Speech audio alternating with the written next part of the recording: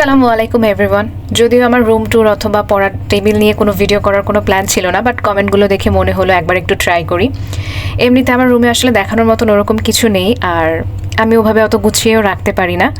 তো যতটুকু আছে ওটাই দেখানোর চেষ্টা করছি। এটা হচ্ছে আমার রুমের একটা মাত্র জানালা, আর পর্দাগুলো হচ্ছে পিঙ্ক কালারের। ভিডিওতে কেমন যেন আর কি পিঙ্ক লাগছে না। চাদর আমি সাদাই দিতে পছন্দ করি।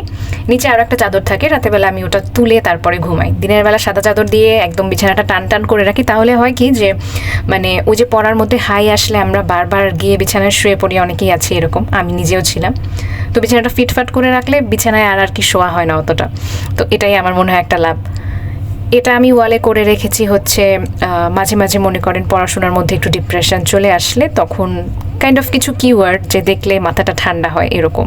এটা করেছিলাম আমি 1 বছর আগে। তো তখন আমি গ্লু দিয়ে লাগিয়েছিলাম, কিছু খুলে পড়েও গেছে, আবার কয়টা বানাবো এরকম কোনো প্ল্যানও ছিল না। তো আঁকাবাঁকা করে লাগিয়েছি, আর তখন দেখতে খারাপ লাগছে না ভালো লাগছে এটা আসলে মাথায়ও ছিল না। তখন আমি ভিডিও তো করতাম না, তখন হচ্ছে এমনিতেই জাস্ট আমার মাথায় যাতে ওয়ার্ডগুলো সবসময় ক্লিক করে একটু পর পরে, এই জন্য জাস্ট লাগিয়ে রেখেছিলাম। দেখতে কেমন লাগছে এটা আমি তখন খেয়াল করিনি, বাট যেহেতু আছে এখন তুলে ফেললে ওয়ালে আবার দাগ পড়ে যাবে, তো ভেবেছি এভাবেই রেখে দিই।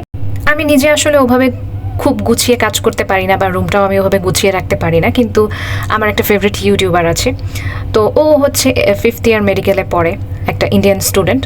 ও আমার থেকে বয়সে ছোট, কিন্তু আমি দেখলাম মানে মেয়েটা একাডেমিক্যালিও অনেক ভালো মেডিকেলে পড়ছে, একটা ভালো মেডিকেলে পড়ছে। মানে ওই দেশে তো মেডিকেলে আমাদের দেশে থেকেও কম্পিটিশন বেশি। তো অনেক ভালো একটা মেডিকেল কলেজে পড়ছে, ফাইন্যান্সিয়ালি ইন্ডিপেন্ডেন্ট, ভ্লগিং করছে, রান্না বান্না, হোস্টেলে থাকে, বাসায় গেলে আবার সেখানেও অনেক কাজ করে। মানে ইদানিং আবার সে একটা বিজনেসও স্টার্ট করেছে। তো এইসব জিনিস দেখে আসলে মানে আমি অনেক ইন্সপায়ার্ড হয়েছে যে আমার থেকে ছোট একটা মেয়ে, শুধু ও না আসলে আরও অনেক ছোট ছোট মেয়ে আছে যারা সব কিছু ভালোভাবে করছে। একাডেমিক লাইফ বলেন, আদার্স যেসব অ্যাক্টিভিটিস আছে সব কিছুতে তারা খুব পারদর্শী। তো ওদেরকে দেখে আসলে আমি একটু ইন্সপায়ার্ড যে আচ্ছা ঠিক আছে, আমার যতটুকু আছে আমি একটু গুছিয়ে টুছিয়ে রাখি।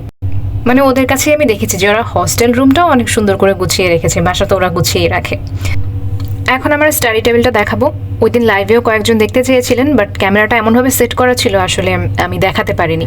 স্টাডি টেবিলের মাথায় আমি যেই কাগজগুলো লাগিয়ে রেখেছি ওগুলো কোনো স্টিকার না, টেবিল ক্যালেন্ডার আর ওয়ালের যে বড় ক্যালেন্ডার থাকে ওখান থেকে কেটেই আমি লাগিয়েছি। যেহেতু আমার স্টিকার কেনার জন্য এক্সট্রা বাজেট ছিল না, অনলাইনে এবং স্টেশনারি দোকানগুলোতে অনেক সুন্দর সুন্দর স্টিকার কিনতে পাওয়া যায়। যাদের আপনাদের বাজেট আছে তারা কিনতে পারেন। আমি সাজেস্ট করব না কিনে আগে একবার লাগিয়ে দেখেন ভালো লাগে কি না আদৌ, কারণ একবার টাকা ইনভেস্ট করে ফেললে পরে আবার কষ্ট হবে।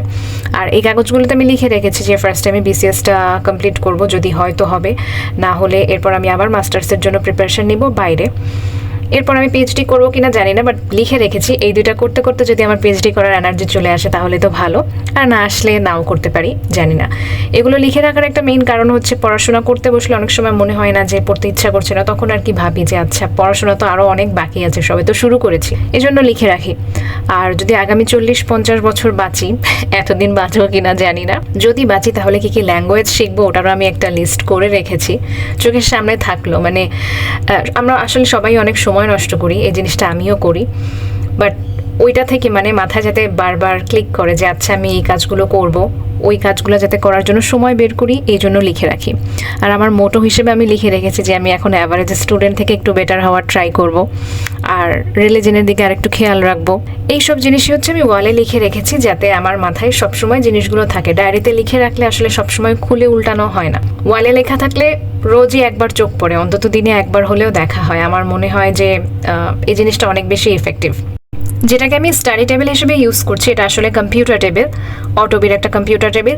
এটাকে এখন আমি স্টাডি টেবিল বানিয়ে ফেলেছি, দেখলাম যে এখানে আসলে পড়াশোনা করাটা ইজি। আমার আগে যে স্টাডি টেবিলটা ছিল ওটাকে আমি কম্পিউটার টেবিল করে ফেলেছি, কারণ ওটার উপরে একটা বই রাখার যে তাকগুলো আছে ওটার জন্য আসলে আলো পড়ে না, পড়তে বসলে উপরে বাল্ব থাকলে বা টিউবলাইট থাকলে ওটার আলোটা ঠিক মতো টেবিলে পড়ে না। এই কারণে ভাবলাম ওটাকে আমি কম্পিউটার টেবিল করে ফেলি।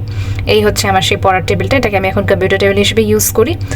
আর ওখানে আমি কিছু জিনিসপত্র রাখি আমার, এই তো এর পাশেই হচ্ছে আমার আলমারিটা থাকে।